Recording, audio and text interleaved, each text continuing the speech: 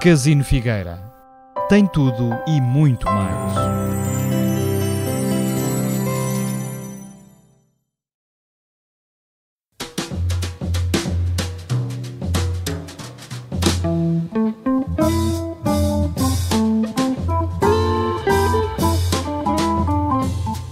Meus senhores, muito boa noite.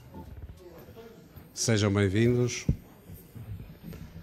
Estamos na quinta edição, este ano, de um ciclo que corporiza parte do acordo de parceria que temos entre o Casino e o SCAC.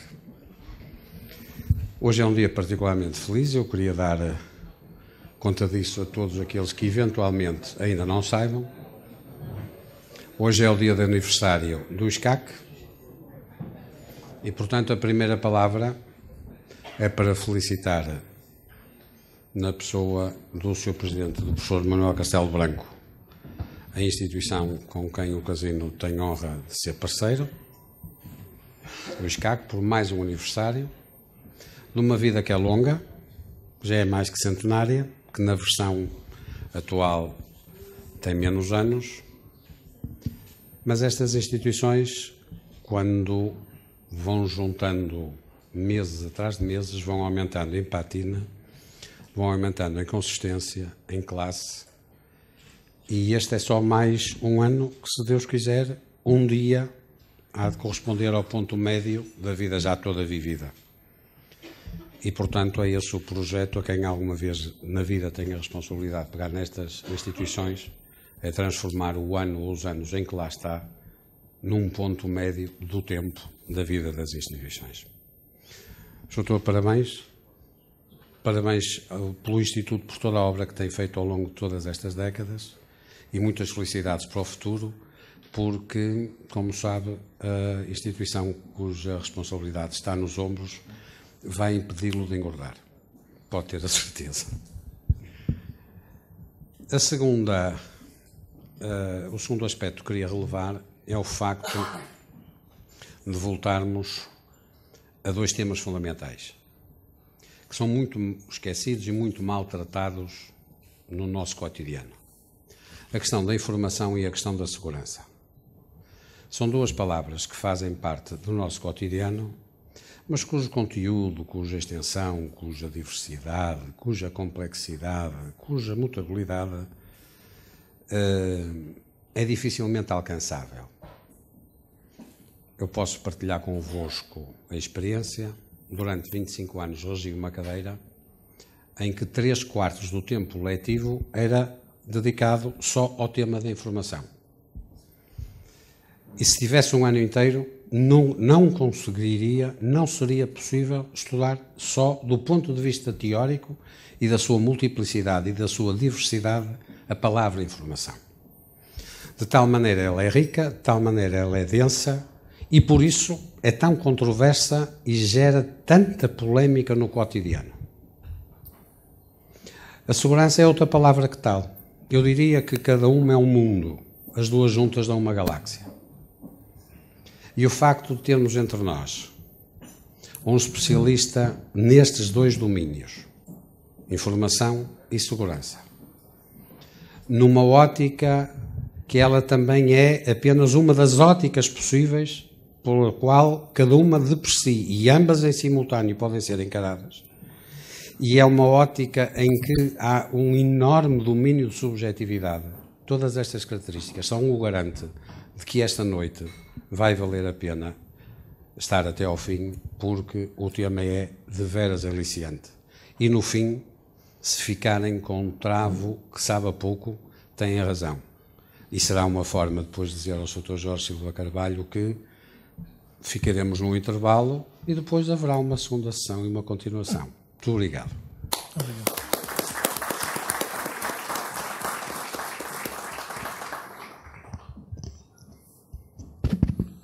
Muito boa noite a todos. Para nós, escola, esta é um dia, é uma noite muito especial. De facto, é o nosso aniversário e nós quisemos ter como momento alto, e em boa verdade, como momento único, comemoração de aniversário, esta sessão da Utopias 21, no Casino, com amigos como o Dr. Domingos Silva, com amigos como o Jorge Silva Carvalho. Não é por acaso, eu vou-me dispensar, não vos vou amassar com o porquê de nós celebrarmos aqui na Figueira da Foz este aniversário. Nós somos uma escola também da Figueira da Foz. Queremos ser uma escola também da Figueira da Foz. Somos uma escola que é feita de muitos afetos. O Casino da Figueira, na pessoa do Dr. Domingos Silva, é um desses afetos. O Jorge Silva Carvalho, que também é professor da escola, na pós-graduação, é um desses afetos também. E é com as amizades que nós vamos fazendo o nosso caminho. Uma instituição aparentemente avessa a este mundo dos afetos só funciona, só existe com os afetos. E nós estamos muito gratos a todos os amigos, e muitos deles estão aqui, que nos fazem, de facto, dar um sentido à nossa missão e à nossa existência. Portanto, eu quero, antes de mais, agradecer-vos a todos por estarem aqui, agradecer-vos a todos a grande amizade que têm pela escola, e agradecer, em particular, neste momento, por justificar ao Domingos Silva e ao Jorge Silva Carvalho e a todos nós. Esta é uma escola que não tem só 39 anos, já agora. Tem 39 anos de ensino superior. Esta é uma escola centenária, porque é herdeira e é continuadora da tradição que nós não renegamos das escolas industriais e comerciais. Nós temos à volta de 100 anos, como o ISCAL e como o ISCAP. Temos 39 anos de ensino superior, nós somos muito mais antigos, muito mais sábios do que isso. A terceira nota tem a ver com o tema de hoje. Enfim, eu convido ao Jorge Silva Carvalho para um dia como o de hoje. Eu ia dizer que não foi por acaso, mas era mentira. Foi por acaso. Este dia 11 de maio foi marcado porque era o dia que o Jorge podia. A segunda-feira até um dia em que nós normalmente não temos estes eventos, mas foi um feliz acaso. Foi um feliz acaso. Porque esta é uma escola também que procura refletir politicamente o mundo que a rodeia. E procura refletir politicamente questões como a de hoje, informações e segurança em democracia. É também uma escola política. Não é uma escola ideologicamente orientada. Não é, não foi, não será. Mas é uma escola que gosta de discutir abertamente temas políticos. Porque tudo é política. Tudo é política. Era o que diziam os marxistas e estavam cheios de razão. Toda a nossa vida é política. Eu estou à vontade, porque eu não sou marxista. Portanto, posso, com toda a vontade, invocar algumas verdades, de facto, do marxismo.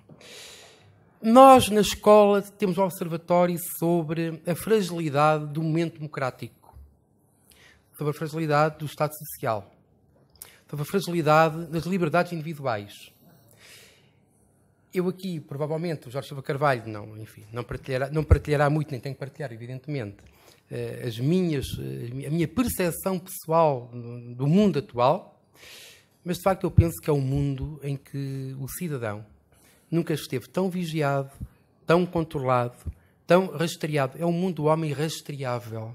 Nós hoje somos totalmente rastreáveis em sociedades democráticas. A mim, pessoalmente, custa muito que a democracia seja o representante do triunfo do Big Brother de George Orwell. O Jorge Silva Carvalho dirá seguramente uma coisa diferente ou algo diferente.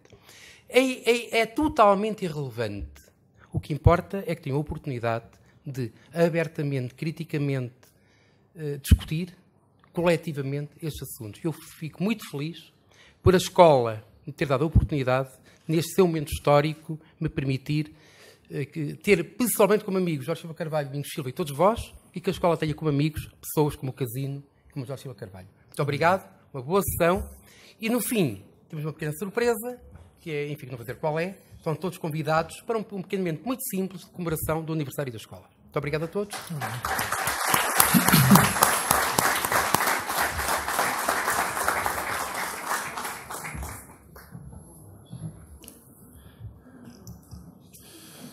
Muito boa noite. Eu começo por agradecer as simpáticas palavras e, obviamente, o convite do ISCAC e do Casino da Figueira para aqui estar, uma segunda-feira.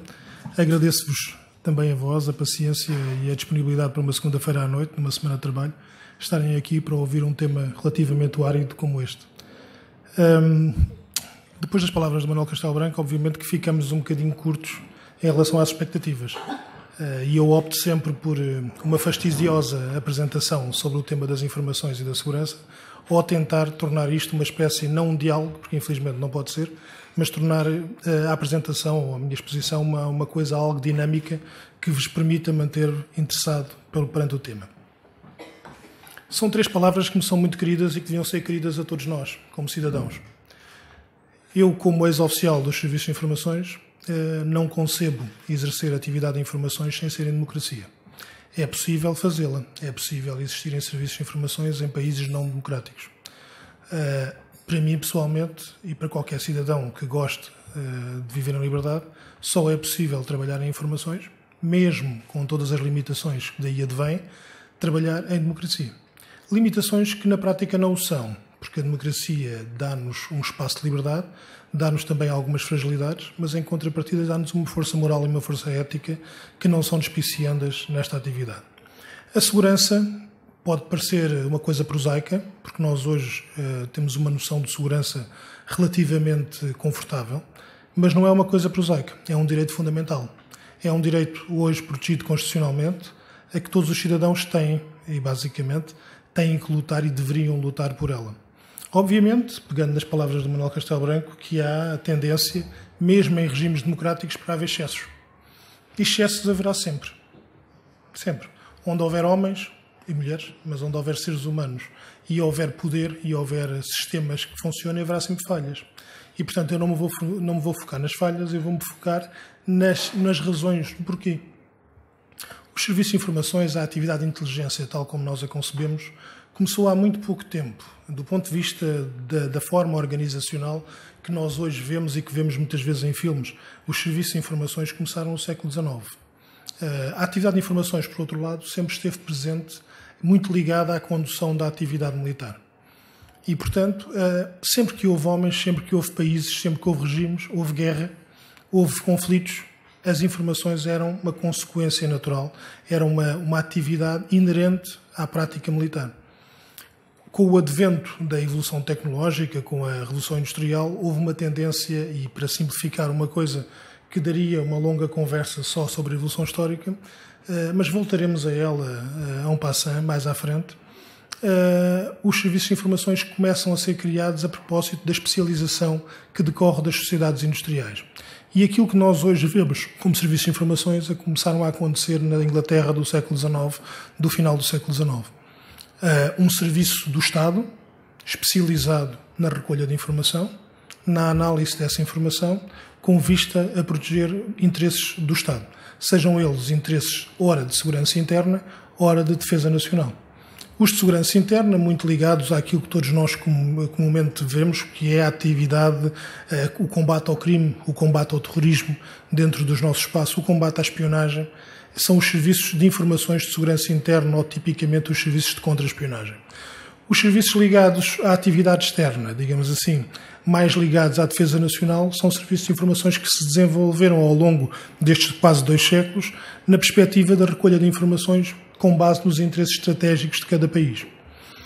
Nós hoje esquecemos-nos muito rapidamente e por isso eu faço sempre um convite. Quando começamos com esta discussão, devemos todos fazer um esforço, que é um esforço típico do que eu convido os meus alunos do curso de pós-graduação em Inteligência Competitiva a fazer um esforço que é um esforço de deixar para trás os lugares comuns, deixar para trás aquilo que se pensa que se sabe e deixar para trás aquilo que pensamos que é informação.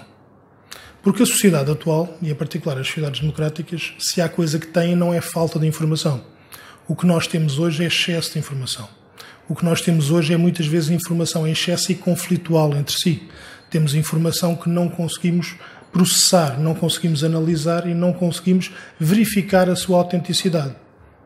Muitas vezes confiamos na qualidade das fontes. A partir daquilo que é dito na televisão é tido como verdade. Aquilo que é dito nos jornais ou escrito por alguém conhecido é tido, pelo menos, como a ter em conta. Só que, infelizmente, muitas vezes não é assim. A sociedade comunicacional que nós temos hoje, e notem que eu uso a expressão sociedade comunicacional, não é a mesma coisa que sociedade informacional. Porque uma sociedade informacional implica, por natureza, tende a ter a informação no centro ou numa zona central da organização social. Mas não é assim. Hoje é uma sociedade comunicacional, porque o que está em causa é uma determinada forma de fazer informação ou uma determinada forma de comunicar. E, portanto, hoje em dia, muitas das coisas que são ditas, que são veiculadas como informação, não são mais do que aquilo que classicamente na atividade de informações classificamos como desinformação. A desinformação, em termos militares, era uma prática tão útil como a recolha de informações. A desinformação visava induzir no inimigo um processo de decisão errado e visava induzir no adversário um processo de decisão baseado em situações falsas ou em apreciações erradas da realidade. Ora, é isso que nós hoje temos. A nossa sociedade dita de informação é uma sociedade de comunicação e, naturalmente, por diferentes razões, às vezes com diferentes objetivos, uma sociedade de desinformação. Portanto, aquilo que eu convido normalmente os meus alunos e as pessoas que me ouvem com um bocadinho mais de atenção é a tentar tirar conclusões, tentar fazer análise sobre aquilo que ouvem. Não se limitar a aceitar os factos como tal, ou a usar os factos aparentes, mas tentar pensar sobre eles. Os serviços de informações, de alguma forma, são a criação para representar o Estado, para ser, de alguma forma, um instrumento de recolha de informação para servir o interesse do Estado, seja ele na área da segurança interna, seja ele na área da segurança externa ou dos interesses nacionais de qualquer Estado. Dito isto, os serviços de informações são, em muitos aspectos, não a última ratio militar, não a última razão, porque um Estado só usa a guerra em última análise, mas a prima ratio. São muitas vezes o instrumento de defesa fundamental dos Estados, porque antecipa e pretende antecipar as ameaças que qualquer Estado tem à sua frente. Mais ainda, para um país como Portugal, os serviços de informações deveriam ser a arma mais importante, a arma de defesa mais importante, por um simples motivo. Se fizermos uma analogia entre os Estados e as pessoas, uma pessoa que tenha a capacidade física de se defender pelos seus próprios meios, tem à partida menos necessidade de saber o que é que o seu inimigo vai fazer, mas mesmo assim conviria ter essa noção. Um Estado que é frágil, tal como uma pessoa frágil, tem que se acautelar, tem que tomar cuidado, tem que se precaver, tem que tentar saber e saber antes das coisas acontecerem. Por um simples motivo. Isto vale para um Estado, vale para uma empresa, como vale para um cidadão. Se nós conseguirmos detectar aquilo que vai constituir uma ameaça para nós, se nós conseguirmos antecipar isso, nós tomaremos providências, tomaremos precauções e agiremos em conformidade. Obviamente que isto é mais fácil de dizer do que fazer. Os serviços de informações, como todos os organismos públicos, são também um organismo do Estado. Neste caso do Estado português, com as fragilidades que daí resultam, as fragilidades financeiras, com as fragilidades de meios que têm outros organismos do Estado português. Não obstante, mesmo para um país como o nosso, razoavelmente empobrecido, as informações deveriam ocupar um papel fundamental.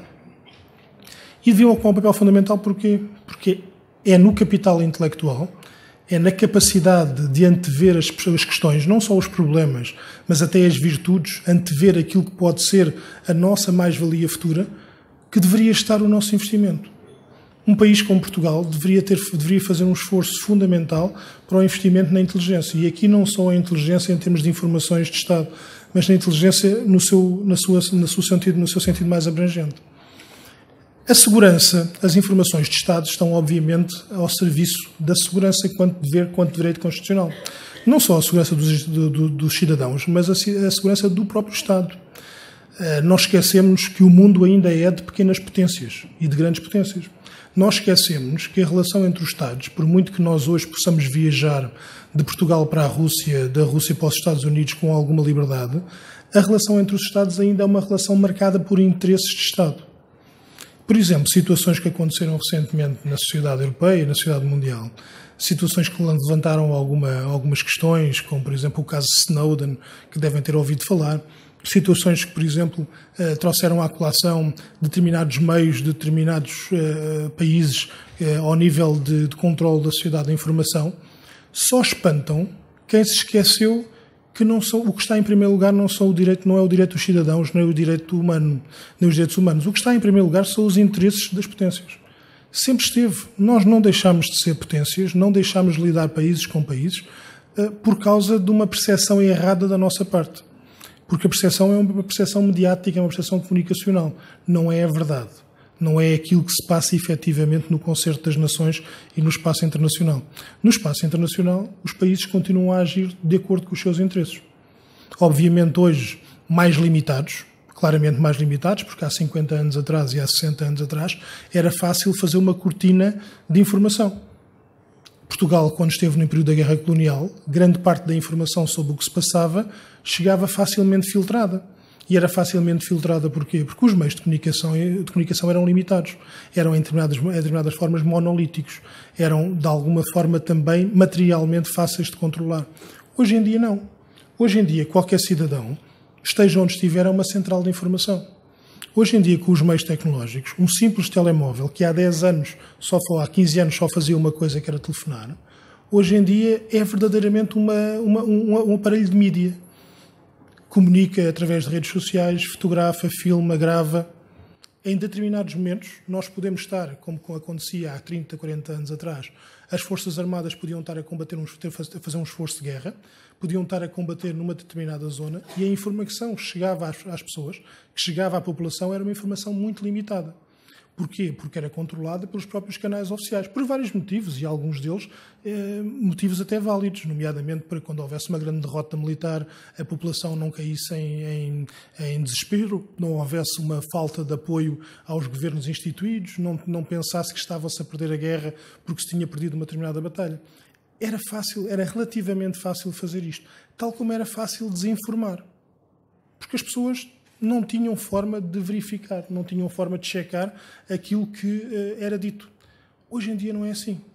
Hoje em dia, como dizia no princípio, nós temos o contrário. Temos esta capacidade informacional individualizada, em que todos nós nos permitimos ter acesso a informação também personalizada por outras pessoas e cometemos o erro de pensar que essa informação é uma informação verídica, que é verdadeiramente informação. Não é. Muitas vezes o que estamos a falar é de fontes de terceira, quarta e quinta categoria. E o papel dos serviços de informações é um bocadinho isso. Hoje em dia é olhar para as ameaças aos Estados, às populações, e tratar a informação disponível, recolher a informação disponível, que permita antecipar essas ameaças. Mas hoje à tarde, aliás, a propósito de uma pequena entrevista aqui mesmo nesta sala, alguém me perguntou se os serviços de informações em si não constituíam uma ameaça à democracia, pelos seus meios, pela sua capacidade, pelo aquilo que tinham. E eu tive que responder que, obviamente, que qualquer instrumento do Estado, qualquer instrumento que exerça ou que sirva para exercer qualquer tipo de domínio sobre um cidadão, pode ter uma componente de injustiça e pode ter uma componente de abuso, sem qualquer margem para dúvidas. Mas, no entanto, não me parece que seja por aí o problema. Eu vou-vos dar um exemplo. Uma matéria muito, muito focada hoje em dia em Portugal, em matéria de serviços de informações, e que também afere um bocadinho a qualidade da nossa democracia, porque nós temos o preconceito de achar que somos mais democráticos que outros. Nós somos mais democráticos em matéria de serviços de informações do que é a Inglaterra, ou do que é os Estados Unidos, ou do que é a própria França. E porquê? Porque em Portugal há um conjunto de coisas que não podem ser feitas, mas que em Inglaterra podem ser feitas. Eu vou-vos dar o exemplo da interseção de comunicações. A interseção de comunicações, como todos sabem, é um meio de recolha de informação. Em Portugal só é admissível feita pela Polícia Judiciária, neste caso por um órgão de investigação criminal, neste caso a Polícia Judiciária, dentro de um processo de crime. Em matéria de informações, com raras exceções no mundo inteiro, as interseções de comunicações servem como fonte de informação, ao contrário da matéria de política criminal. Em matéria de política criminal, uma interseção de comunicações serve para uma coisa, como meio de prova. Como meio de prova para a prova de um eventual crime, que serve, em última análise, para condenar alguém e para lhe sonegar a liberdade. A liberdade não será o último dos direitos de um cidadão, mas é certamente um dos mais importantes dos direitos de cidadania. Quando eu falo em interseções em matéria de serviços de informações, falo numa coisa completamente distinta. Estamos a falar no paradigma do Estado. Estamos a falar no interesse do Estado, independentemente da desilusão que cada um de nós possa ter com esse nome grande que é a palavra Estado. A desilusão com a forma de organização do próprio país e do próprio Estado. Não estou a falar disso. Não estou a falar das questões subjetivas. Estou a falar das questões objetivas. Um Estado tem direito a defender-se. Um Estado, que somos nós todos, tem direito a autodefender-se e a promover a sua defesa. E, como tal, pode ter necessidade de recolher a informação que o ajude a defender-se. De que modo é que isso é menos grave do que no âmbito de um processo de investigação criminal? Porque, em última análise, uma interseção legal, em Portugal é impossível, devo frisar isto, feita por qualquer serviço de informações, servirá no máximo para saber, para recolher informação. Não serve para prender ninguém. Não serve para condenar ninguém a penas de prisão. E isto é uma diferença fundamental. Em países como a Inglaterra, em países como os países nórdicos, a Itália, a Espanha, aqui ao lado, a interseção de comunicações em matéria de serviços de informações serve para, normalmente em 2 ou 3 cenários, terrorismo, espionagem, pouco mais, serve para isso mesmo, para o Estado recolher informações sobre ameaças que possam pôr em causa o Estado de Direito democraticamente constituído. Ponto. É verdade que Portugal tem uma história complicada. Portugal tem uma história de há pouco mais de 40 anos. Portugal teve uma história complicada, mas que não é uma história de informações. A PIDE-DGS não era um serviço de informações. A PIDE-DGS era uma polícia de informação e defesa do Estado. Uma polícia de informação implica que tenha poderes de polícia. E é aí que a cidadania pode ser mais afetada. É muito mais afetada por um serviço, por uma polícia por uma polícia criminal que use, que não é o caso, também não estou a dizer que seja isso, mas que use, desvirtue o instrumento de interseções como recolha de prova, porque em última análise pode ser usado e abusado contra um cidadão, sonegando-lhe a liberdade, do que efetivamente recolher informação, mesmo que seja de uma forma não controlada ou de uma forma que de alguma forma não seja do conhecimento público, porque há aqui uma diferença substancial em ser descontrolado ou ser do conhecimento público. Nem tudo o que é do conhecimento público é controlado, nem tudo aquilo que é do desconhecimento público tem falta de controle. E, portanto, o que eu quero dizer com isto é que uma escuta, uma interseção de comunicações feita por qualquer serviço de informações, e volto a repetir, nós aqui temos um preconceito de democracia que nos coloca numa posição de dúvida em relação a países que são estruturalmente democráticos, como o caso do Reino Unido, onde existem situações em que nem sequer é preciso uma autorização judicial para proceder a uma interseção de comunicações. Mais uma vez, isto não quer dizer que não haja exageros e não haja excessos aqui e além por força da própria ação política do controle sobre os serviços. O que eu quero dizer é que, de alguma forma, a simples percepção e a simples reação social em relação a esses excessos está aí. A reação social ao caso Snowden é uma reação de um país democrático. Porque num país não democrático, os ditos excessos da agência, enfim, embora as coisas lhes sejam imputadas um bocadinho erradamente da NSA, são ações que, de alguma forma, lhes são imputadas por um simples motivo. Porque somos países democráticos. Porque em outros países não democráticos as mesmas coisas se passam, mas passam-se ou sem conhecimento, ou mesmo que se tenha conhecimento, não há qualquer reação societária. E esta é uma diferença fundamental. Mesmo quando nós detectamos alguma coisa que é errado e nos manifestamos na rua, nos meios de comunicação social, contra alguma coisa que está errado, fazemos-lo porque estamos em democracia. E fazemos porque, de alguma forma, mesmo num sistema relativamente ou menos perfeito, ou se quiserem ser mais pessimistas, uma democracia mais doente, apesar de tudo é uma democracia. E nós somos uma exceção. A esse aspecto, os países democráticos são uma exceção, não são a regra. E, portanto, voltando um bocadinho atrás, os serviços de informações, o efeito negativo de uma eventual má prática de um serviço de informações é menos grave do que o efeito negativo de uma interseção de comunicações feita e determinada por um juiz e executada por uma política criminal. E porquê? Porque os danos colaterais, os danos finais, os danos ajusantes do processo são invariavelmente o sonegar da liberdade de alguém. Mas antes da liberdade de alguém, passa-se muitas outras coisas. O que nós vivemos nos últimos 10 anos, 15 anos em Portugal, são fugas e violações constantes ao segredo de justiça. Muitas delas alicerçadas em supostas escutas ou interseções de comunicações feitas judicialmente. Quantas delas é que terminaram com uma acusação ou com a prova de alguma coisa que tenha acontecido? Muito poucas. Mas, em contrapartida, quantas pessoas foram destruídas na comunicação social ao longo destes anos? Quantas pessoas ficaram com a marca, com o estigma de serem criminosos ou pessoas eticamente reprováveis à conta dessas fugas? Quando o que está em causa, o que é crime e o que é grave, e já não é só a violação do segredo de justiça, é a execução de um determinado processo criminal com vista, na prática, a fazer aquilo que em muitos países não democráticos é feito. Há países do nosso, uma superpotências inclusive, perdoem-me não mencionar o nome, em que determinados crimes são feitos e são usados, as acusações criminais são usadas por um simples motivo, para campanhas políticas, para afastar adversários políticos, para pôr de parte determinadas pessoas em sucessões políticas em países de partido único. E, portanto, o grau de gravidade de uma coisa e da outra são completamente diferentes. O caso que escandalizou o mundo todo em termos de comunicação social, o caso Snowden. O caso Snowden, se recordam, basicamente implicava uma atuação dos serviços norte-americanos, no seu todo, que punha em causa, inclusive, por exemplo, recolhas de informação sobre a chanceler Merkel, da Alemanha, até penso que sobre a presidente Dilma, do Brasil. Da minha perspectiva, o choque manifestado por qualquer uma das pessoas é apenas um choque mediático. Porque eu posso-vos garantir que se alguém sabe aquilo que é feito em matéria de serviços de informações e em matéria de recolha de informação, mesmo aquilo que foi erroneamente transmitido para a comunicação social, é a chanceler Merkel e a presidente Dilma. Porque também ninguém tenha a dúvida que os seus próprios países e os seus próprios serviços produzem a informação que têm que produzir sobre os outros países.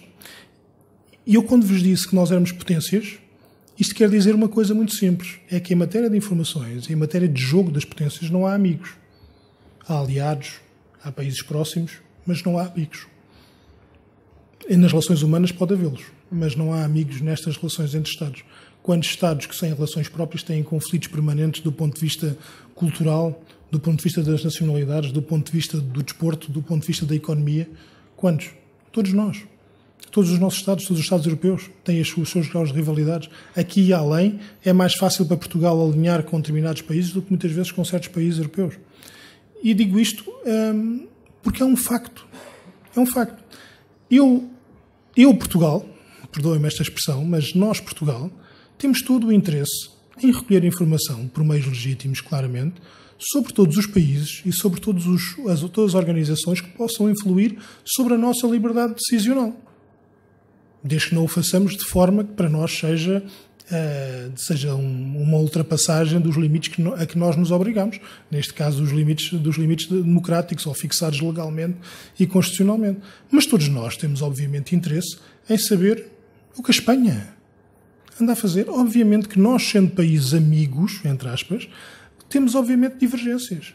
Há muito pouco tempo, Portugal e a Espanha resolveram um problema pela via diplomática, como deve ser, porque é a melhor forma de o fazerem, mas havia divergências profundas, e continuam a haver em outros campos, em outros dossiês, mas havia divergências profundas a propósito, por exemplo, da delimitação do espaço marítimo ao nível das ilhas selvagens na Madeira. E, no entanto, isto é um conflito diplomático. Soft. É soft QB, tal como a Olivença é um conflito diplomático em aberto. Não falamos disso, porque a sociedade portuguesa não tem interesse nesse debate hoje em dia, mas ele existe. É um conflito em aberto entre duas potências. E isto para falar de dois países que são próximos, em que hoje atravessamos as fronteiras e, tirando de pequenos pormenores linguísticos, por acaso temos muita ligação entre os dois. Agora, o que nós não podemos pensar, de uma forma simplística e algo novelística, é que os países deixaram de o ser. E o facto de nós sermos, como diria o professor Adriano Moreira, uma potência enfraquecida, porque somos uma potência enfraquecida, não deixamos de ser uma potência.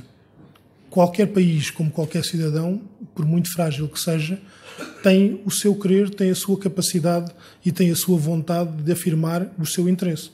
Aqui se passa o mesmo em relação a Portugal.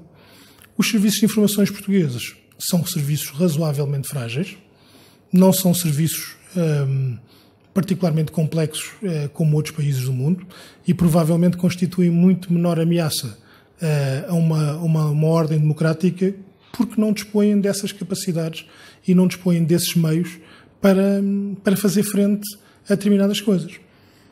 Mas nós em Portugal temos uma característica cultural que é algo, a mim pessoalmente, custa-me um pouco. Nós gostamos muito, perdoem-me a expressão, gostamos muito da sensação de normalidade. Desde que as coisas não se saibam, não se falem, está tudo tranquilo, preferimos não pensar nas questões. Existe no debate político sobre os serviços de informações uma frase, então, que é totalmente absurda, que é: o exercício das informações em Portugal faz-se no respeito da Constituição e da lei. A vontade que eu tenho logo a seguir, e agora mais ainda que estou de fora, é perguntar a quem diz uma enormidade dessas o que é que ele quer dizer com isso. O que é que quer dizer com exercer a atividade de informações nos limites da Constituição e da lei? Nos limites subjetivos? Nos limites literais? É que sabem criar um serviço de informações em Portugal, mas não descrevem qual é a latitude e quais são os meios, os instrumentos que os serviços têm para a recolha de informação. Por exemplo, em Portugal, em certos países europeus, nós sabemos que determinados países, em determinadas circunstâncias, podem fazer escutas, podem fazer interseção de comunicações. Podem, inclusive, em países em que os serviços de informações têm poderes policiais, podem, inclusive, fazer revistas e buscas domiciliárias.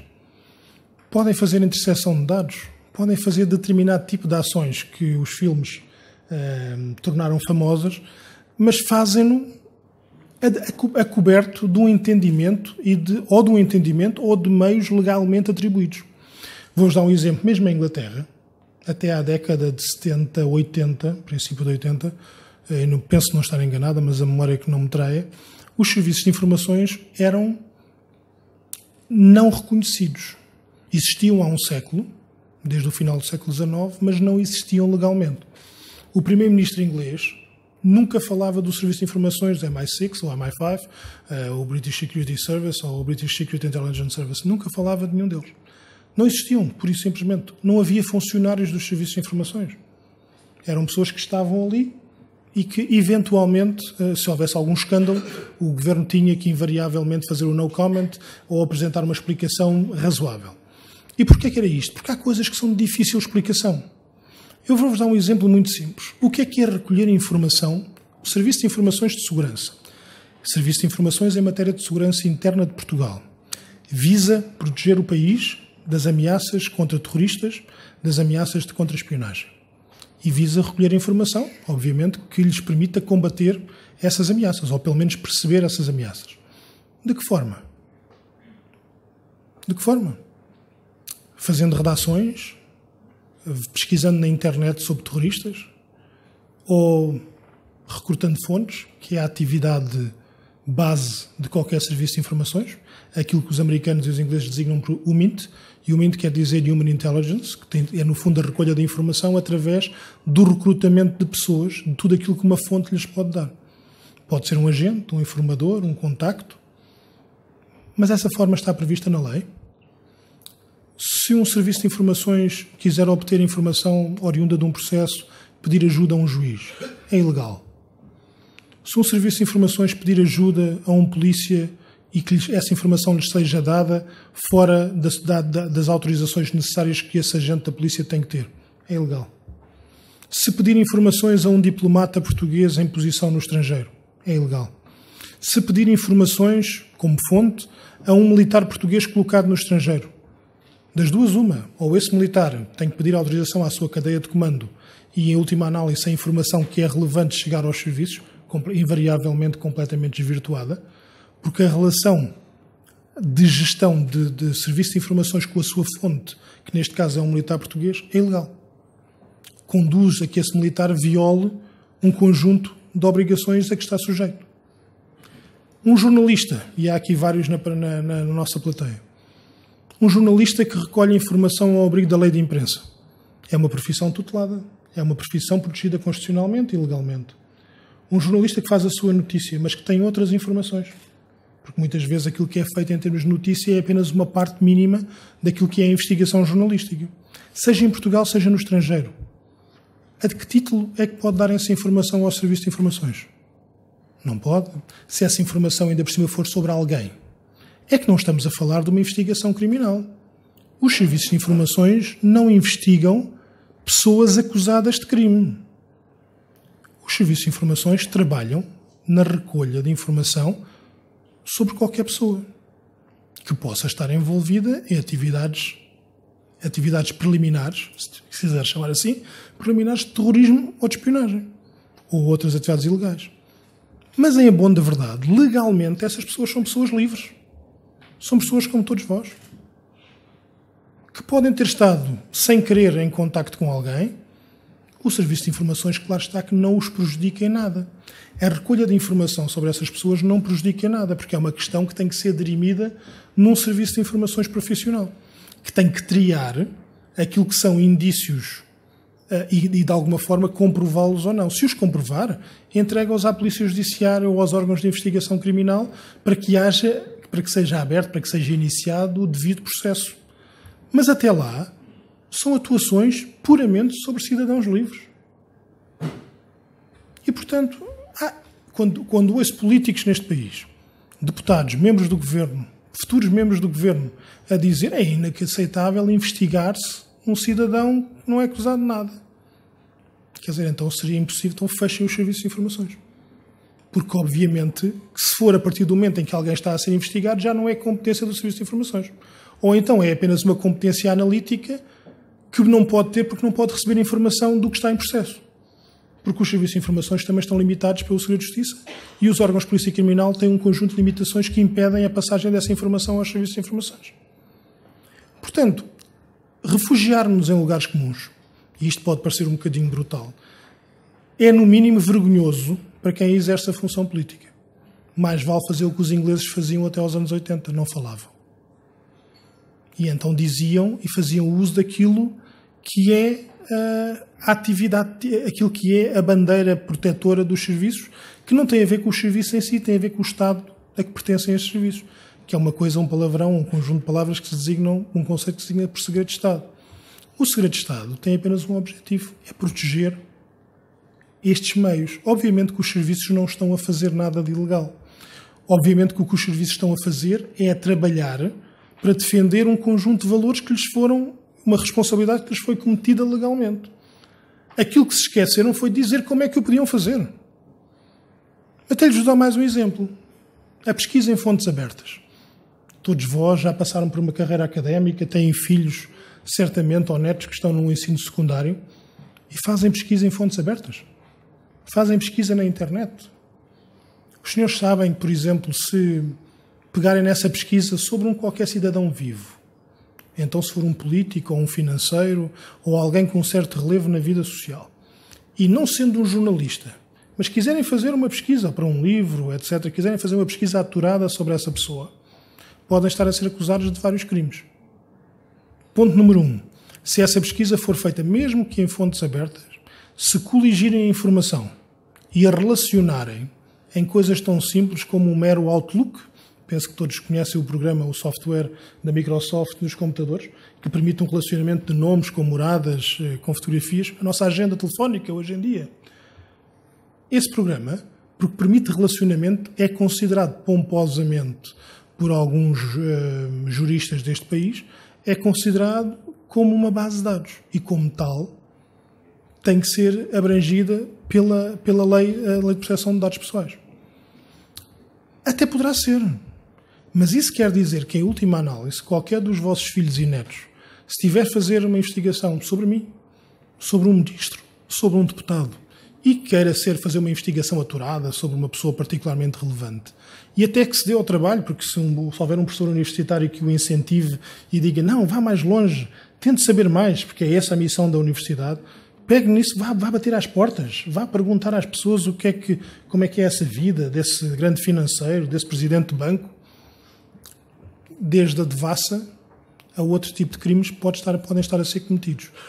E que Deus o guarde dele alguma vez escrever isso e guardar isso numa base de dados. Porque então aí, se for particularmente complicado o que escreveu lá, porque apurou, mas como não é jornalista, não o pode fazer. Como não é jornalista, não o pode fazer.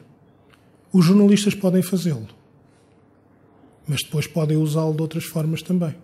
O que é que eu quero dizer com isto? Quero dizer que, em Portugal, nós temos uma atitude perante as coisas que é a atitude da avestruz com a cabeça enterrada na areia. Se os senhores me perguntarem, senhoras e senhores, me perguntarem daquilo que eu vivi nos serviços de informações, se alguma vez eu vi situações de abuso em que os serviços foram manipulados, instrumentalizados, de uma forma para tentar pôr em causa partidos políticos, opções político-constitucionais, sucessões de pessoas, nunca. a minha palavra de honra está dada. Se me perguntarem alguma vez se um serviço de informações pisou aquilo que é o entendimento,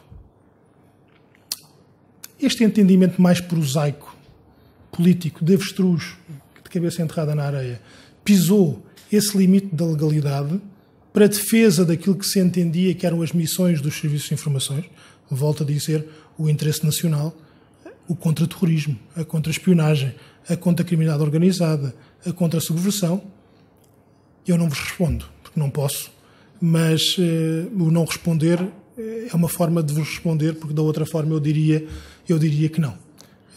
E, portanto, o que é que eu quero dizer com isto? Quero dizer que, volto ao princípio da minha palestra, em que vos dizia que é preciso desconstruir e de pensar um bocadinho sobre as temáticas. Eu falo sobre aquilo de que gosto de falar. Eu tive o privilégio de servir o país durante 20 anos nos serviços de informações e, para mim, isso é uma honra. Eu, aliás, costumo dizer que me pagaram para eu ser feliz durante 20 anos, apesar das agruras desse processo, porque todos os processos profissionais têm os seus altos e baixos, mas foram 20 anos em que, se eu ganhasse menos ou ganhasse mais, era relativamente indiferente. Eu estava a fazer aquilo que eu gostava de fazer.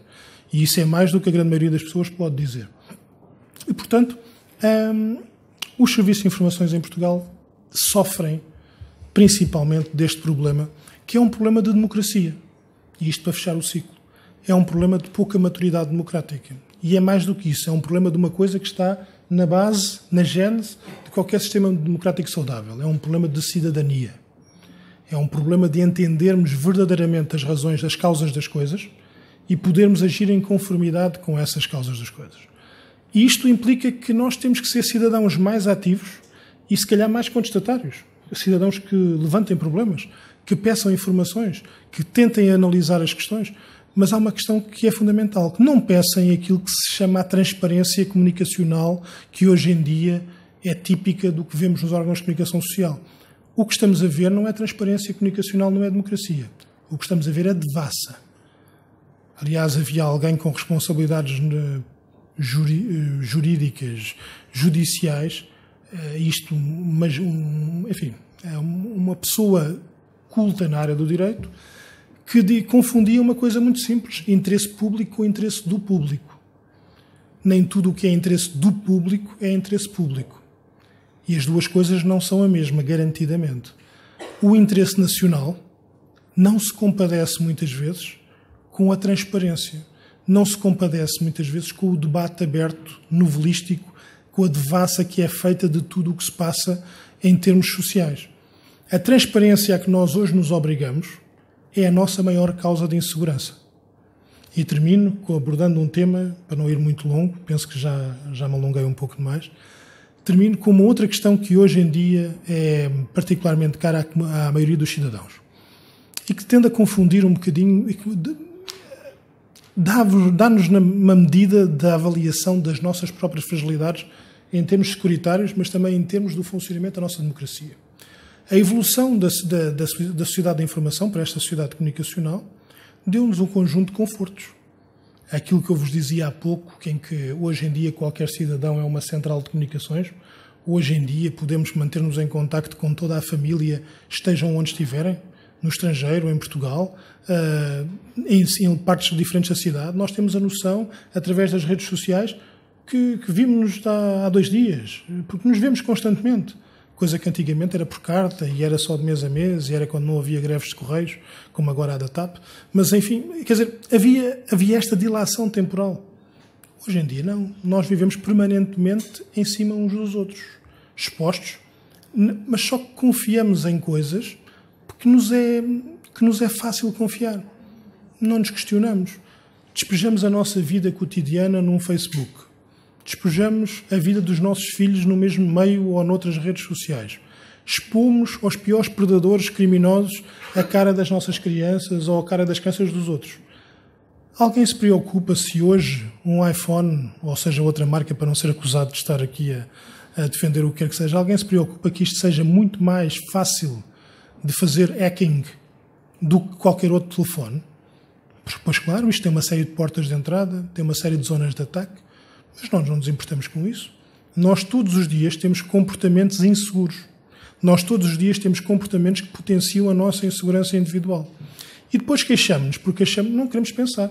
Achamos que o Facebook, e mais uma vez também não me quero particularizar nesta rede social, mas achamos que uma rede social existe para a nossa satisfação e gáudio, porque é uma coisa dada pela liberdade e pela democracia. Não é.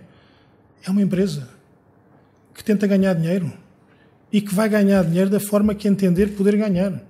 E se para isso tiver que manipular e trabalhar a vossa informação, vai fazê-lo dentro dos limites das leis, que nem sequer são as nossas. Porque não são as leis portuguesas. São eventualmente as leis norte-americanas e eventualmente as leis, algumas diretivas comunitárias.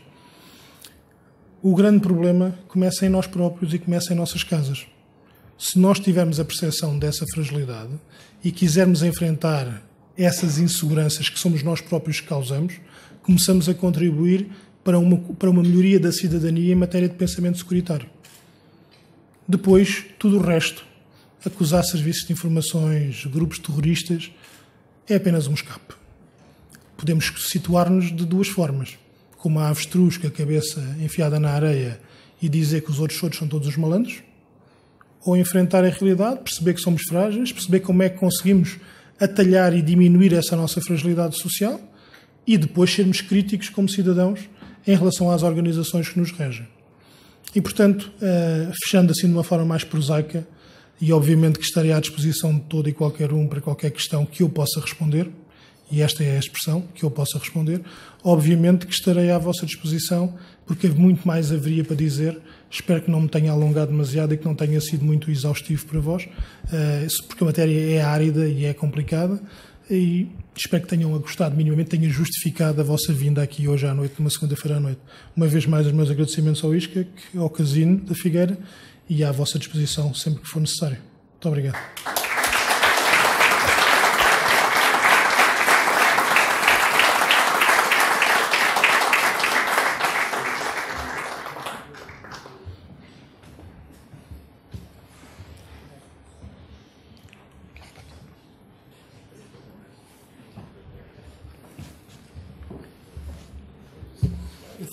Eu só venho para aqui para suscitar as perguntas, não é? É para fazer companhia, faz muito bem. E para a companhia, naturalmente. Eu espero, enfim, ter aqui o Jorge Silva Carvalho, ouvir o que ele disse, ficaria muito incompleto se não confrontar o Jorge Silva Carvalho com todas as perguntas que ele possa responder naturalmente, não é? E, portanto, a bola está do vosso lado. Ora, ótimo, podemos ir ao brinde.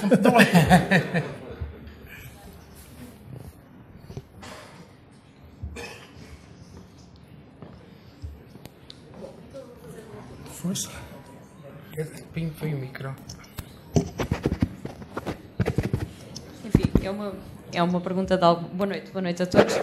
É uma pergunta de algum modo simples. Não raras vezes ouvimos hoje em dia falar sobre esta questão de todos nós despejarmos a nossa vida nas redes sociais, de fazermos sempre uma exposição da vida privada nossa e de outras pessoas, mas na verdade eu não consigo encontrar uma forma, nem sei se há mecanismos ou dispositivos para proteger, para evitarmos essa exposição, uma vez quando nós não o fazemos, outras pessoas o fazem. Há uma série até de questões profissionais que passam pelas redes sociais e que nós temos que estar nelas inevitavelmente para conseguirmos estar a par de uma série de acontecimentos que nos interessam e, portanto, estamos constantemente a ser alertados por este problema de segurança que o é, de facto, mas eu não vislumbro soluções. Vejo a formulação do problema com frequência, mas não vislumbro nunca soluções práticas, efetivas, concretas, pelo menos no imediato, para contrariar esta tendência, já que, por mais que queiramos, não conseguimos evitar essa exposição, mesmo que indiretamente.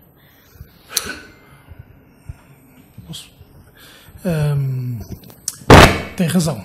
E existem soluções complexas e soluções menos complexas. Aquelas que são aparentemente menos complexas são difíceis, porque passam por comportamentos sociais. Eu não vou dizer aquilo que diria um conservador em relação às redes sociais. Não esteja lá. Se não estiver lá, garanto-lhe que não corre o risco de que são inerentes. Mas estando lá, tenhamos pelo menos consciência do problema. Nós não nos podemos esquecer que nós somos pessoas, primeiro que tudo, e temos comportamentos subjetivos que muitas vezes não controlamos de uma forma racional. O problema das redes sociais e o facto de estarmos muitas vezes sozinhos, acompanhados com o mundo, é que é precisamente naquele momento em que antigamente estávamos na nossa intimidade, fechados em nossa casa e não estávamos a falar com ninguém. E hoje em dia, naqueles momentos de cansaço, naqueles momentos privados, nos momentos de angústia, a primeira coisa que fazemos é um escape. E pensamos às vezes que é apenas para alguém, para uma pessoa. Não é. Uma mensagem privada não é para uma pessoa. Uma mensagem privada é para uma pessoa, para todos os outros que lá entrarem e para a empresa que gera aquilo. E, portanto, nós temos de ter noção disto. Se tivermos noção disto, se tivermos noção que uma fotografia do nosso filho ou da nossa filha pode ser retirada e pode ser usada em determinado país do mundo para um site de anúncios pornográficos ou de atividades sexuais ilícitas, só isso devia ser um alerta. E isso é feito constantemente. Isto acontece à razão diária. Portanto, a primeira solução é comportamental. É enfrentar o problema, é pensar, saber quais são as fragilidades, é educar-nos, é termos informação sobre as coisas e não nos fecharmos, tentar perceber as limitações do próprio sistema e obrigar-nos constantemente a melhorar. Ao longo da nossa vida nós cometemos uma miríade de erros. Quantas vezes nós não cometemos um erro e vamos dizer, não volto a fazer isto. Mas esse processo do não volto a fazer isso, mesmo que se repita, é muito importante, porque vamos tentar aperfeiçoar-nos nessa via. A mesma coisa em relação às redes sociais, ou a qualquer outra. O que está em causa aqui é a tentativa de limitar a promiscuidade da nossa vida privada, sob pena de depois de virmos invocar a nossa privacidade a torto e a direito, quando somos nós próprios a pô-la completamente em risco e em jogo. Obviamente que em termos técnicos há depois outras formas, não é? Há formas no e-mail, de encriptar e-mails, há formas de bloquear, de gerir a própria rede social também de uma forma mais exigente tecnicamente. Mas se o comportamento de base estiver lá, é muito difícil de fugir à realidade. Agora, isto é o aspecto negativo e a minha função e o meu treino é também para enfrentar o aspecto negativo. Obviamente tem grandes benefícios, até sociais, e sociais no sentido quer da expressão da forma mais prosaica da expressão, quer da forma mais complexa. Agora, temos que ponderar as coisas, não podemos ficar espantados. Depois quando alguém nos diz, vejam lá, lembram-se quando surgiram os primeiros telefones móveis, os primeiros telefones sem fios em casa. Os primeiros telefones sem fio, sem estar com grandes tecnicalidades, eram facílimos de se ouvir de casa para casa. As primeiras situações que ocorreram eram as pessoas que estavam a ouvir a conversa do vizinho e que estavam na mesma frequência. Nessa altura ninguém se espantou. É mais chato, eu estava a falar, estava o meu vizinho a ouvir, etc. Mas isto acontece de uma forma mais sofisticada, hoje em dia, se calhar mais grave, com as redes sociais, com estes meios de comunicação. Portanto, se eu pudesse dizer alguma coisa, a percepção do problema é fundamental e a atitude corretiva permanente também é fundamental. Depois, tudo o resto depende do que se lá puser. Havia uma velha expressão de um velho professor meu, israelita por acaso, que me dizia o seguinte: sabe, Jorge, o problema não é falar muito, o problema é falar demais. E isso vale para as redes sociais, tal e qual. Muito obrigado. Continuando.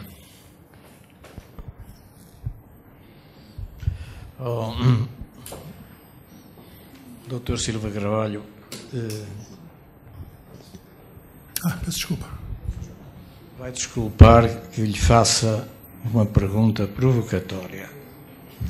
E a provocatória é neste sentido: é que o senhor, na realidade, tem o dom da palavra, falou consecutivamente durante 40 minutos, defendeu a sua dama, enfim, da maneira mais ética possível. E a provocação está nisto. Há tempos, na comunicação social, apareceram queixas muito graves contra o senhor, que tinha efetuado contravenções extremamente graves na passagem de informação privilegiada, inquirição da vida de pessoas, etc. O doutor Silva Carvalho, a gente fica, isto é um engulho que a gente temos, quer dizer, que sabe como é aquele ditado que se diz, bem prega feito macho, faz o que ele diz e não o que ele faz. O doutor Silva Carvalho, para a gente ficar inteiramente convencido da lição que nos veio cá proporcionar, pode-nos dizer o que é que se passou consigo, concretamente? Pois, olha, tem mais 2 horas, se tiver mais 2 horas, olha, vou-lhe começar por uma brincadeira, mas as perguntas na minha profissão nunca são o problema. As respostas é que o são. O que é indiscreto é a resposta, não é a pergunta. Eu, durante a minha intervenção, de alguma forma, balizei também algumas das questões. Uma vez mais, algumas das coisas serão verdade, como tudo na vida, algumas das coisas serão mentira.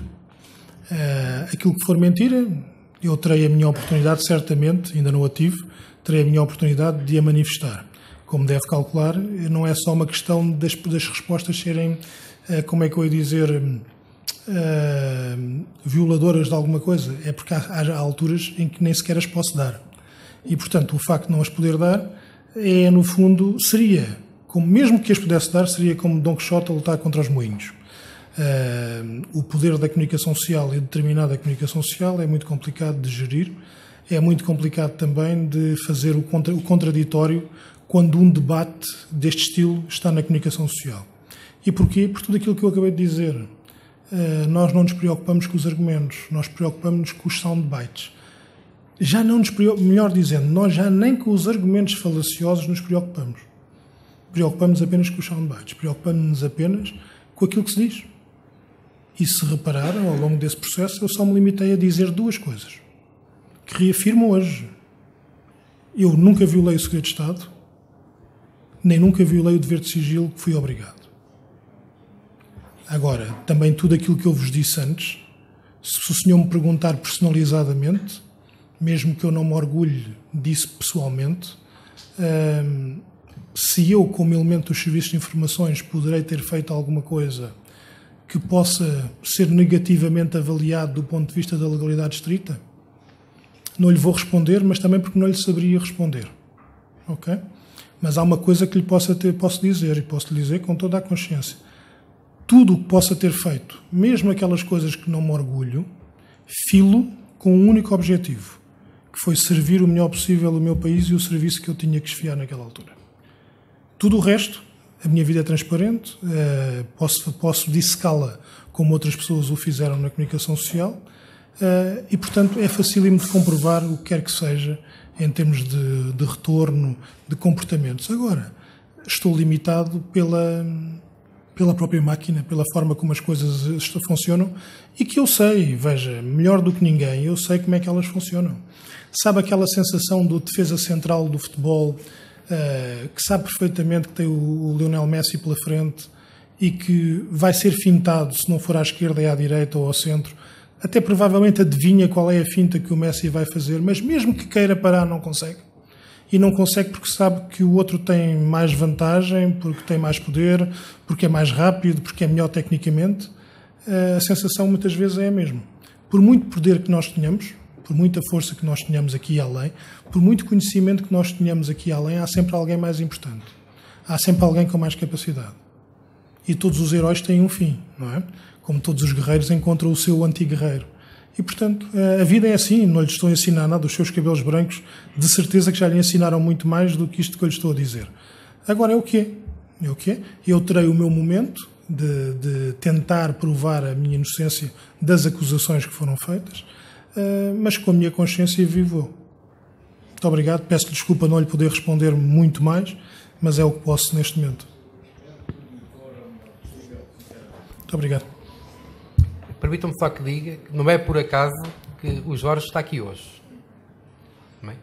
E o grande orgulho e honra que a escola tem, e o casino também, seguramente, em ter hoje o Jorge Silva Carvalho aqui. E queria só dizer isso.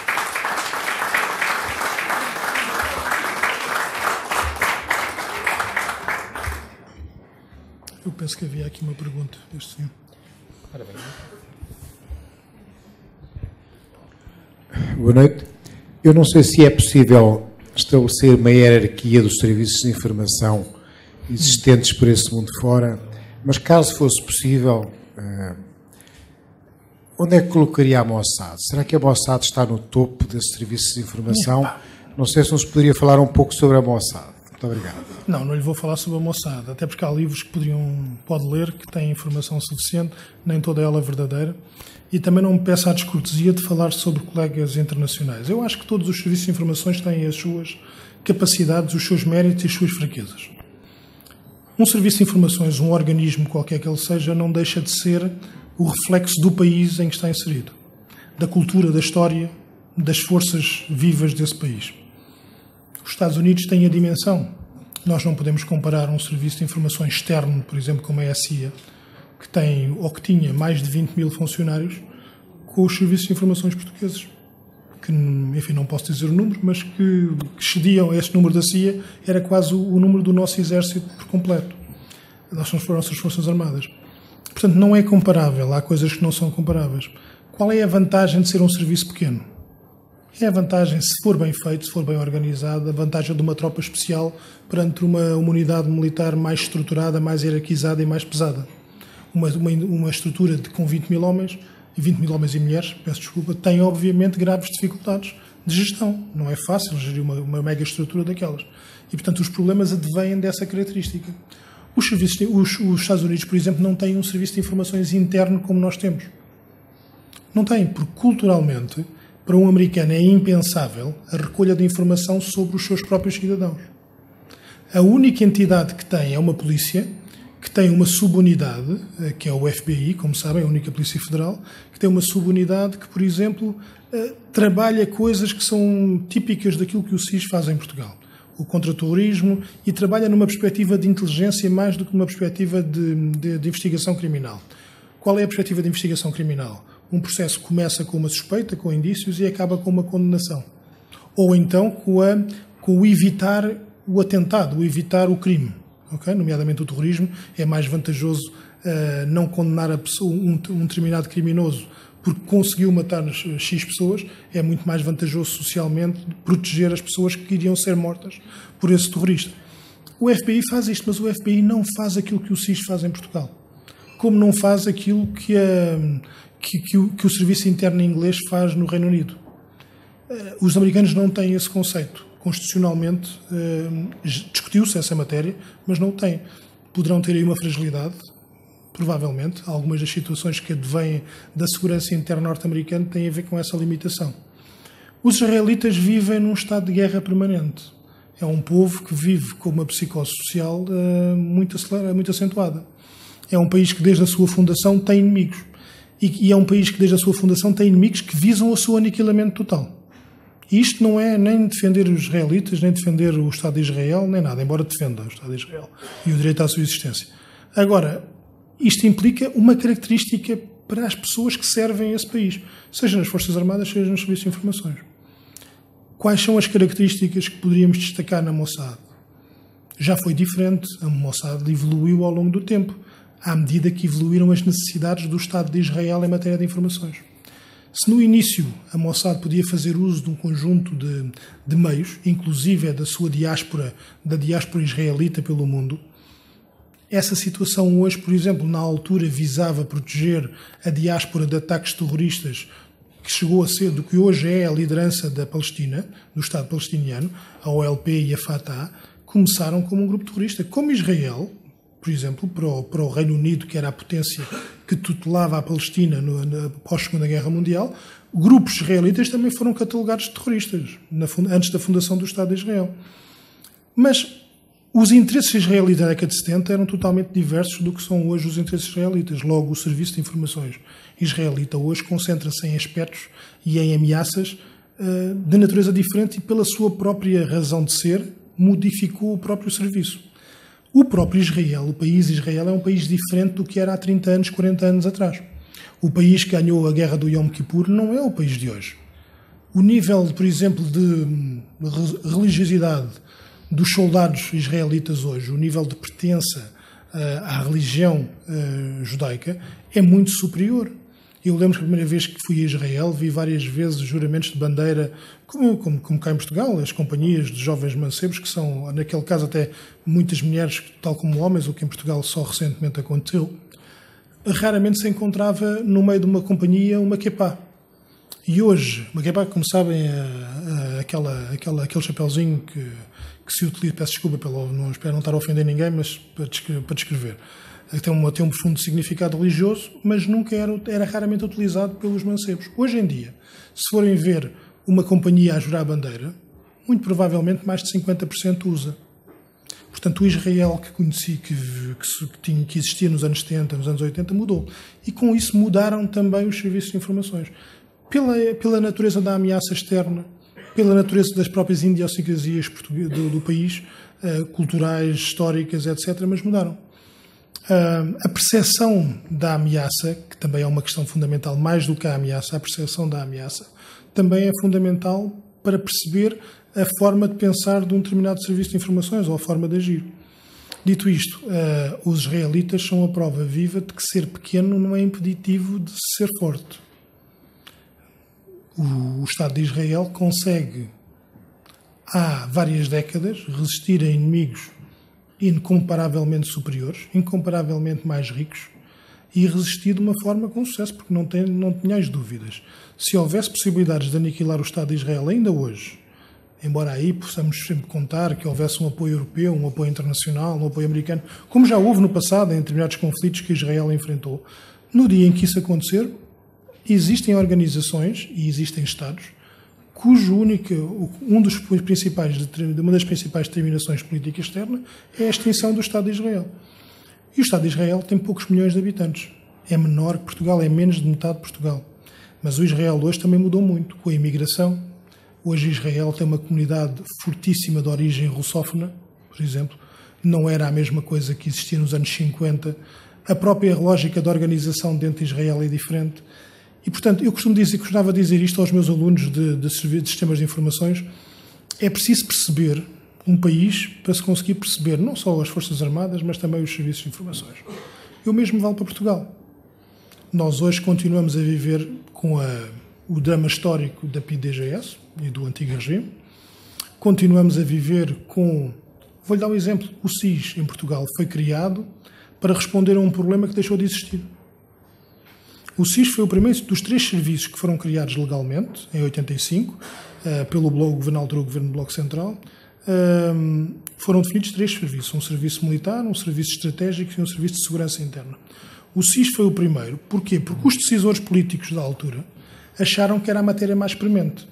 E porquê? Porque vínhamos de um período conturbado, em que Portugal não só teve grupos terroristas internos, o que para as pessoas mais novas provavelmente já não se lembram, mas houve vários grupos terroristas.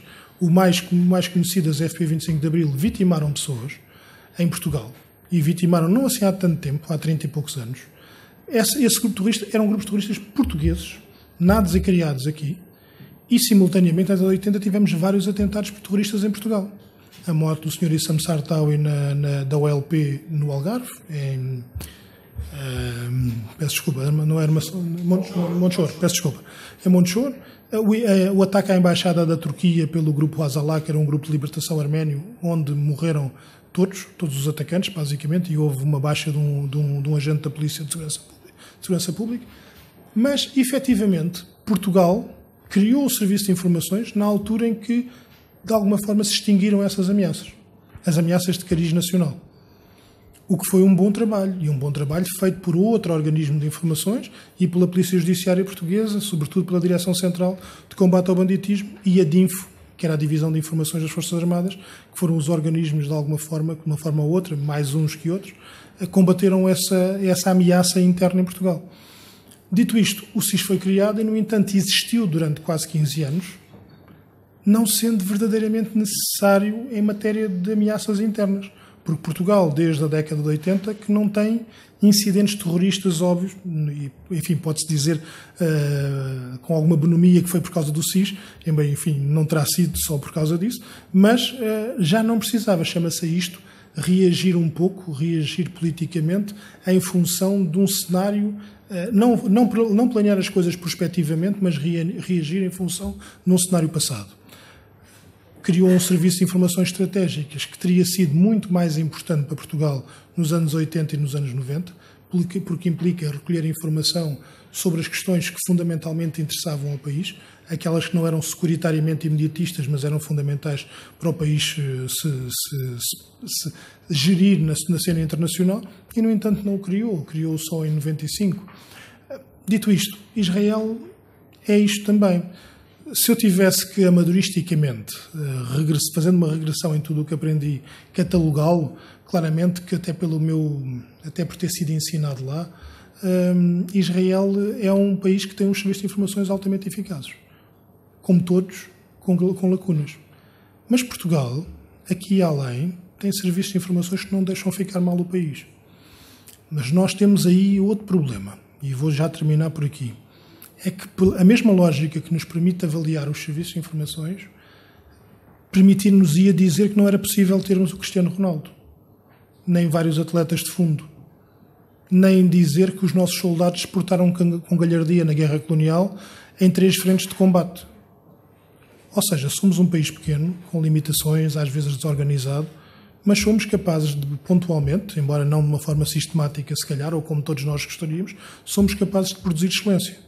E os serviços de informações não são nem menos nem mais do que a nossa polícia, que tem atos de coragem todos os dias e baixas todos os dias na defesa dos nossos interesses. É verdade que daqui além também vêm mais práticas, mas, meus caros, isto, no fundo, olha, é a vida. Há sempre 2 faces para a moeda e largamente que o saldo é positivo. Não tenho dúvidas, quer ao nível dos serviços de informações portugueses, quer ao nível das polícias, quer ao nível das Forças Armadas. Mas, claramente, que no panorama global, Israel estaria na primeira divisão dos serviços de informações e na metade superior da tabela, digamos assim. Está bem? Muito obrigado.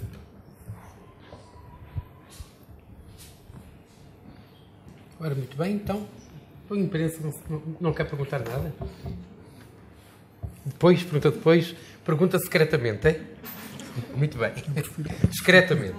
Pergunta discretamente. João Paulo. Olha o micro. Falou agora nas fragilidades internas nos Estados Unidos. Sim. Acha possível uma informação que ainda há relativamente pouco tempo veio a lume, de que a Hillary Clinton utilizou um e-mail privado para fazer passar informação de Estado? Olha, eu vou-lhe responder... Num país em que tudo é altamente escrutinado. Eu vou-lhe responder a isso com uma situação pessoal. Não sei. Conheço a senhora, quer dizer, conheço. Tive 2 vezes com a senhora, mas não sei. Não sei se o fez, não. Também não me deu o trabalho de investigar e confesso que não tenho vontade de o fazer. Já o fiz profissionalmente e hoje em dia essas questões passam ao lado. Mas na comunicação social temos às vezes, e peço desculpa, não é um ataque à comunicação social, mas mais uma vez simplificamos as coisas. Vejam lá que utilizaram um mail privado. Eu fui acusado disso, ter usado o mail privado para passar informação. É uma das acusações. Os mails privados são os mails privados. Eu cheguei a responder a uma pessoa o que é que os senhores queriam. Se um oficial de informações tem que gerir uma fonte, imagino, qualquer pessoa que trabalhe, imagino que o senhor está na Etiópia e está a colaborar connosco, aqui em Portugal. Okay? A Etiópia não é um país onde existam muitos portugueses, existem alguns, mas não existem muitos. Eu vou comunicar consigo com o e-mail @cied.pt. Acha provável? Ou seja, acha provável que um e-mail oficial... os e-mails são todos privados. Os e-mails oficiais, os e-mails podem ser encriptados, mas isso também não é garantia de nada. O que garante as coisas é a descrição, é o não se saber.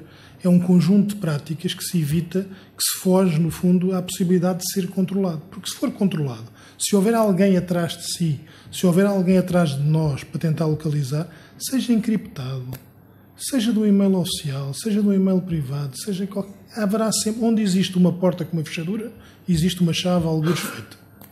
E, portanto, é uma falsa questão. Como é uma falsa questão, eu dizer que você mandou um e-mail do seu e-mail privado. Pois claro. Mas claro, porque se alguém encontrar o meu e-mail privado é um e-mail discreto. O e-mail que é aberto por mim no Gmail, ou aberto por si no Hotmail, ou no outro servidor qualquer, é o que deve ser feito. Claro que existem outras práticas melhores. Existem outras práticas melhores. Não, mas a mesma coisa. Quer dizer, a Secretária de Estado não tinha que gerir fontes, obviamente, não era do seu métier. E a classificação das coisas também depende muito da análise. Uma coisa é ser uma coisa que é materialmente segredo de Estado, se é formalmente segredo de Estado. Depende das questões que são postas. Por exemplo, nos serviços de informações existe uma prática na dialética com as fontes que é muito importante. Imagine, e acontece também com os jornalistas. O jornalista tem uma fonte, vou-lhe pôr a questão assim para depois faço o paralelismo. O jornalista tem uma fonte numa determinada organização e pede-lhe, preciso saber esta informação, tenta lá. E a fonte não sabe, as fontes não têm que saber tudo. não é? Mas a fonte tem acesso. Pode ser uma fonte de interesse, porquê? Não pelo que sabe, mas pelo acesso que tem. O senhor é deputado, tente-me lá saber se a lei vai sair, se não vai sair, e depois diga cá para o jornal que nós prometemos garantir a privacidade. Isto não é nem de perto nem de longe diferente do que aquilo que os serviços fazem, de uma forma um bocadinho diferente. O que é que isto implica? Implica logo à partida que se eu quiser, imagino que o senhor trabalha para mim, ou trabalha para os serviços de informações, e eu o quero orientar, damos-lhe uma missão. O senhor não é quadro dos serviços, é apenas uma fonte. Damos-lhe uma missão, vá saber isto e aquilo. E você pergunta legitimamente, mas quem é esse senhor? O que é que fazem? E aquilo que faz um jornalista com a sua fonte e aquilo que faz um agente, um oficial de informações com a sua fonte, é dar-lhe uma coisa que nós designamos por orientação de pesquisa e que os jornalistas chamam a orientar a fonte também, dizer-lhe, olha, este fulano é este aqui, mora aqui, veja lá, ou esta lei está para sair no Parlamento, mas se você for falar com este deputado que ouvimos falar, que teria acesso a essa informação, traga-nos lá isto. E eu estou a dar informação, mas eu estou a fazer um processo, que é um processo de utilização de uma informação que eu estou disponível para desclassificar. Para quê? Para fazer um trade-off, para que você, como minha fonte, me possa dar algo mais que essa informação que eu sei. Essa informação eu posso trocá-la. É importante? É vital? Pode ser. Mas é muito mais importante fazer o trade. É muito mais importante dizer, toma lá, isto serve para você atuar, serve para enquadrar aquilo que nós queremos, porque senão você seria uma arma cega. Olha, vá saber. Depois não a bater às portas. Até que seria preso. Depois, invariavelmente, na Etiópia podia ser torturado, embora a Etiópia seja um país razoavelmente estabilizado. É injusto falar na Etiópia, num outro sítio qualquer. E, portanto, as coisas funcionariam mal. E, claro, que a comunicação entre mim e si seria um e-mail privado. Ou seria, pelo menos, a utilização parcial no e-mail privado. Quanto à senhora Secretária de Estado, enfim, ao ex-Secretária de Estado e futura candidata à Presidência da República, desejo que o seja, porque já era a altura de ter nos Estados Unidos uma senhora como Presidente da República, servia pelo menos para mudar um bocadinho as mentalidades. Agora, devo-lhe dizer que tenho a melhor opinião profissional dela, mas estas acusações surgiram e acontecem aos melhores. Eu lembro-me de um general que foi chefe de Estado-Maior-General das Forças Armadas nos Estados Unidos, que foi um dos generais mais condecorados nas guerras do Golfo e que teve uma situação muito semelhante por causa de uma indiscrição com uma namorada. É preciso andar à chuva. Quem não andar à chuva, está bem?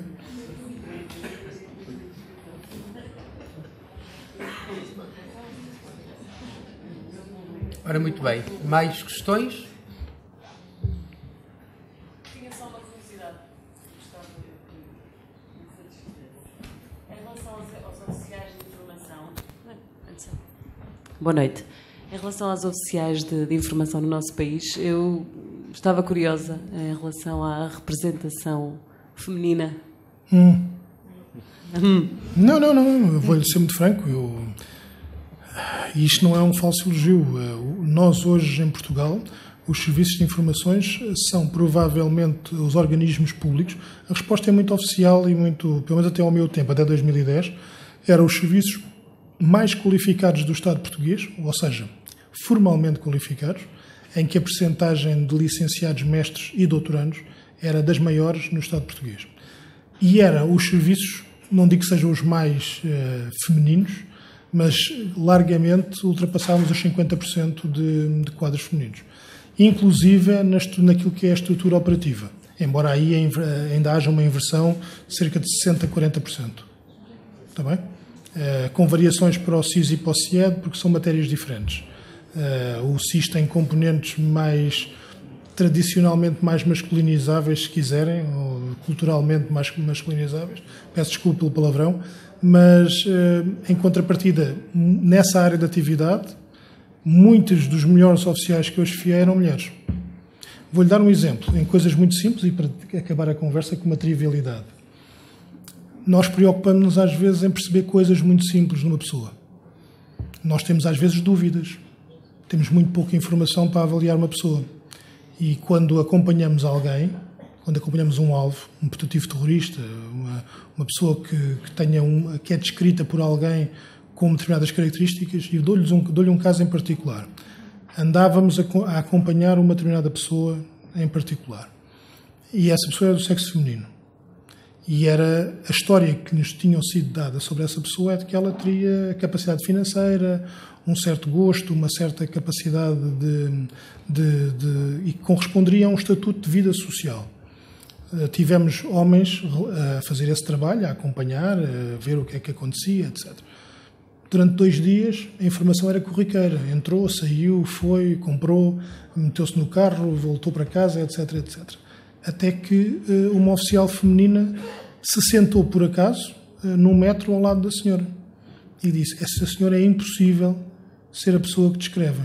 As unhas não batem certo, o perfume é barato, a roupa é comprada aqui e além, não bate certo por isto e por isto, não se senta da forma adequada e não fala da forma correta.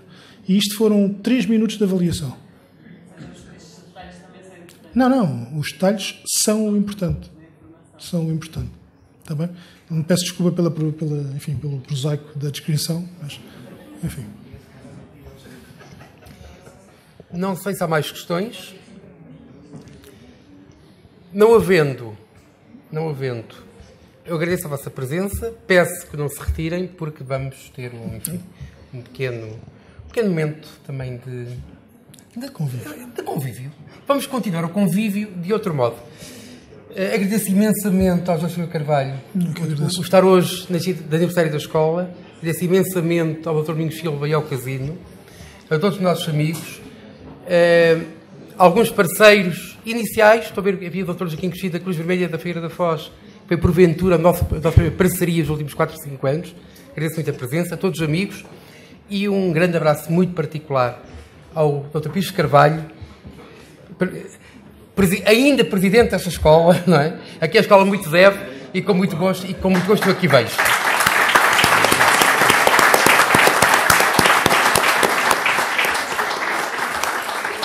Portanto, vamos ter agora um pequeno mimo. Não é, Sra. Secretária?